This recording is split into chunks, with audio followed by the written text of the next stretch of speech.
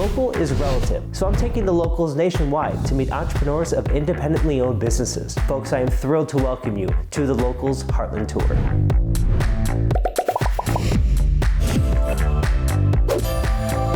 Folks, welcome back to another episode of The Locals. My name is Ryan Glatzhofer, and I'm spotlighting courageous entrepreneurs. And today, for the first time ever, I am in the beautiful city of St. Louis, Missouri. I'm here with the owner of the Gothic Heights Inn, Mr. Ken. Ken, thanks for having me. Of course. Thanks for being here. How did this all come to be? My wife likes to go to open houses, and she saw an open house for this place. We just started walking through, and as we got here, we just kind of fell in love with the building. Leaned over to her and I go, we can do this. We could do this. And she's like, we could do what? Like, oh, we could move here. We'd have to sell our old place and we'd have to run it as an inn, but we could move here and we could do this. You said that she likes looking at older houses, correct? Correct, yeah. So why would you look at an old church, and what kind of inspired that? I don't know, to be honest. She likes cool stuff. She likes cool houses. She's born and raised in St. Louis. It has lots of cool architecture here, and I think this one just kind of tickled her a little bit. I'd love to know, what is your background? I have a regular W-2 job. We had a 4-family flat in town for long-term rentals, and we have a short-term rental that we run out of Gatlinburg. That kind of all led us down to, hey, we've done a little bit of the rentals, dealing with Airbnb. So what is the history of this space? This building was part of a Methodist congregation that had started in 1888. They had a smaller building here on site that caught fire in the February of 1905 and it burned to the ground. Immediately the congregation got together and they voted, we're going to build a much grander church, and this is what they ended up building. They ran successfully all the way till 2004. The building was in desperate need of repair. It had lots of fires through the years. The roof was falling apart. It was hard for them, but they decided we have to sell the building. A couple came in, bought the building. They ended up doing a massive renovation, and then we acquired it from them. We renovated the basement. They had left that space sort of untouched. They had a commercial kitchen, but most of the downstairs was unfurnished. So we decided, if we're going to move here, we're going to live downstairs and we're going to renovate. They had done most of all of the work up here,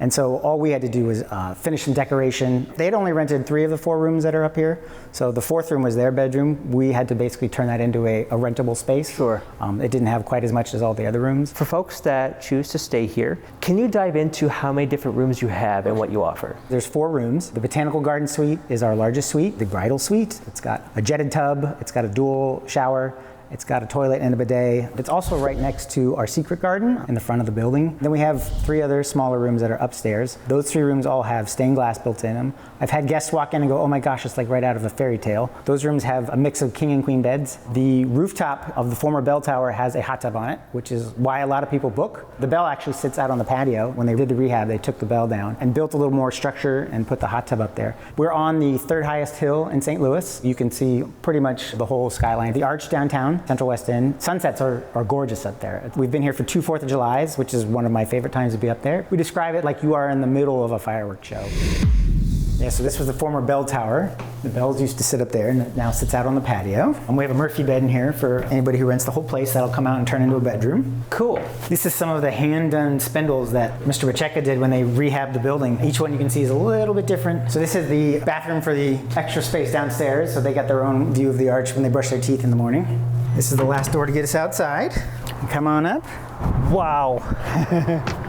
That is incredible. It is a straight-on shot of view of the arch. Yep, yeah. It really doesn't get much better than this. So over here is the Central West End, and Forest Park starts at that tall black building right there. Science Center is that white little funny dome building right there. That's a cool little place to go visit. We have a famous Amoco sign. I'm going to show you guys about it. I don't know if you can kind of see it, but it's a huge white old like gas station sign. It's right on the horizon there, right at the tip of the trees over there. Very cool. Thank you so much. Of course. In terms of, naming the different rooms, what inspired those themes? The rooms are all St. Louis locations. Upstairs we have the Hill, which is the Hill neighborhood, which is right across the street, less than a mile away. There's the Riverfront, which celebrates the riverfront of St. Louis. There's the World's Fair Suite, which celebrates the 1904 World's Fair. My wife loves the botanical gardens. There's a picture from the 1904 World's Fair of a lady standing on a lily pad. She took that as her inspiration and kind of decorated the rest of the room with that. Who is this space best for? Couples looking for a staycation, anybody for a romantic getaway, anybody who's just wanting to unwind and relax. We've had a couple of repeat guests who just come and chill out. They'll do a little yoga out in the garden, or they'll just sit in their room and meditate.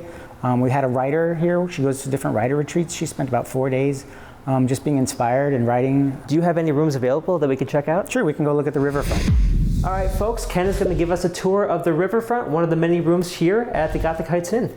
All right, so come on in. This room celebrates St. Louis as the gateway to the west. We got some paintings of different parts of the river. The bathroom has some of the stained glass, a bubble tub in the shower, and the tile floors, heated in the winter. Very cool. And then obviously we have a little more stained glass here in the bedroom from the old classrooms. You can see the classroom numbers are on them. This is a painting that was given to us when we moved in. It was a friend, I believe it's our dad, who had painted it. When they walked in this room, they're like, I've got the perfect thing for you, and they brought it over, and we love it. I did an episode up in Grand Rapids, Michigan at Brewery Vivant, and they have a refurbished funeral home. Not exactly the same thing, but still kind of similar type of architecture and kind of vibe, only this is a lot more kind of uplifting than, dead people. Sure. For folks that are looking for a really nice getaway, if there's anyone that's not particularly religious, do they kind of err on the side of caution, or do they have extra questions for you? How do you approach that? That's a great question. So when we saw the space, we were kind of worried a little bit, will the stained glass Jesus turn some people off? We approached it from a architectural standpoint. It's beautiful Gothic architecture. People appreciate stained glass, so we decided to rename it to Gothic Heights Inn from Clifton Heights Inn. And we sort of have leaned into the romance of it, something unique, something different. It's not every day you get to stay in a former church. Funny story, when we were walking through, my mother-in-law said, we're gonna get rid of the Jesus, right? Jesus out of the stained glass. And we were like, no, I don't think we can do that. It's part of the building, and we know it's the history of the building. We consider it a secular space. There's two Jesuses who are staring down at you while you have your breakfast. I think you just can admire it for the beauty that it is. At least your meals are holy, right? Sure. It's funny you should say that. Our boys said, so now that we're moving into a church, we don't have to go to church anymore, right? They got a point. They do have a pretty good point. Which feature here do you like the most? Right outside Botanical Gardens, there's a curved old wooden staircase. When they redid the building, they kept as much as they could, but they took a lot out that wasn't here. Sure. And that's one of the original staircases in the building, and it's one of my favorite features. The curve up on the handrail is just beautiful. The craftsmanship is stunning. What have been some pitfalls or mistakes or hurdles that kind of popped up that you were just like, oh, what do I do here, and how do I navigate as I move forward? I like to describe this as we jumped out of the airplane and built a parachute on the way down. No pressure whatsoever. No right? pressure whatsoever. It was sink or swim. We had to make sure we were successful. We had to obviously cover our mortgage. We could do this, but we knew we needed to make sure it was filled. I think some of the hardest has been letting people know about it. A little bit of the religious aspect, turning rooms, changing between guests can be easy sometimes, or it can be real hard sometimes. What could make it hard? Not having enough time. So we're very generous on our check-in and check-out times. So we have a very small window. And that's something we've done on ourselves, but we want our guests to be able to have the luxury of doing something a little bit different than their normal hotel. Sometimes that puts us up against the wall that we have to work really hard to get it ready for guests. Right. We've rarely not been ready for guests, but sometimes there's somebody who'll come up and, hey, I need another 5-10 minutes to get your room ready. How do you make sure that the heart of this place stays intact as you continue on? Good question. I think maybe just our attention to detail, showing up every day, staying true to the building and the space, making sure people know they're experiencing something unique. Living in the same place where you have guests, did that dynamic concern you? A little bit. We did the sort of the pluses and minuses column, but we knew we couldn't do the building without the business. We're just the current caretakers. That was sort of our impetus for buying it, is we wanted people to see it. What have been some challenges or pitfalls that you have had to face as you kind of navigate the course of this business and try to get it to the point of success? We had to deal with the city. Actually, when we first moved in, we're operating under technically a bed and breakfast license, but you had to get permission from the neighborhood essentially and from the city council that you're allowed to operate. It's quasi-commercial in a residential space. Right. So having to go through that process, talk to the alderman, talk to the neighborhood association, get the support of the neighbors and the neighborhood. Just to get up and running was some of a challenge.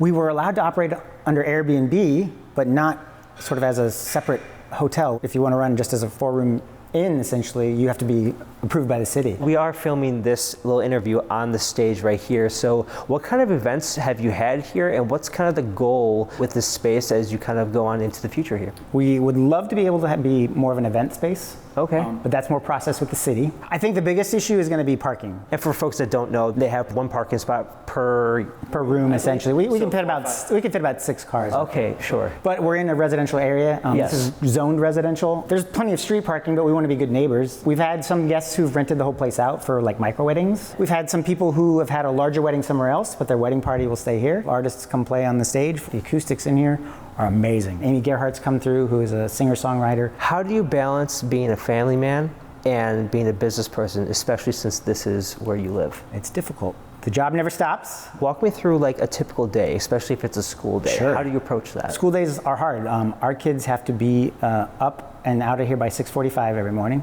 Their school starts at 7:15. We're up by 6:15. The kids get up before us, which is helpful. When they're up and out of the door for carpool by 6:45, my day now starts on the inn. So I go check the emails, check overnight, any bookings, any cancellations, any messages that need to be answered. And I go through that until it's time to come check on breakfast items down here. See if anybody needs anything. And then by around 9 o'clock, I'm starting my other W-2 day job. By the time that shuts down near the evening, it's back to working on the inn, and the kids are coming home from school and making sure guests get checked in. Most people come between 4 and 5-ish every day. Every day it's a balance, finding space to get everything done. Have you ever had that anxiety of how am I going to balance this? I do really well under pressure, and sometimes I think I maybe put myself in those situations because I know I do better. So I would never say I've had anxiety about it, but it's tough. It can be tough, but I think I thrive in that sort of chaos sometimes. Where do you get that from? I do not know. My parents worked for the state of California their entire life. My dad actually worked for Governor Schwarzenegger when he was governor for a while. No kidding. He was the head of their HR department for the state of California. Wow. I'm sure I got some work ethics from them. Now, do you and your wife handle everything around here, or do you hire contractors for like landscaping to keep everything beautiful on the outside, like when things start to pile up? We definitely hire somebody to help us clean the rooms because that would be really hard to do by ourselves every single day. Landscaper helps with grass and stuff like that. My mother-in-law helps us with the secret garden, and my wife does a lot of the flowers and the pots and stuff around there, the decorations we have around the building. My wife and I said the other day, we could not imagine doing this if I wasn't somewhat handy. So we do a lot of repairs and things ourselves. If you need to fix a light switch or change a breaker out or something. And in this journey, sir, what has been your proudest moment? Nobody's ever asked me that question. I think my proudest moment. You know why I ask that question? No. The whole goal of this show is to spotlight courageous entrepreneurs. It takes some guts and some courage to purchase this space, to try something new, go do something kind of out of the ordinary. It's important to recognize when people feel proud or feel accomplished in trying to make something happen when the odds are against you. It's funny you should ask, because you know what? I don't think we take enough time to sit back and appreciate what we actually are doing. I mean, my wife and I will come up sometimes when there's no guests here and sit around and be amazed, like, can you believe we're doing this? Yeah. But to be honest, I don't think we've slowed down to take the time to even say, what are we proud of? What do you think? Being able to continue this building, the people that have come and made their own memories here. We've had people be engaged here.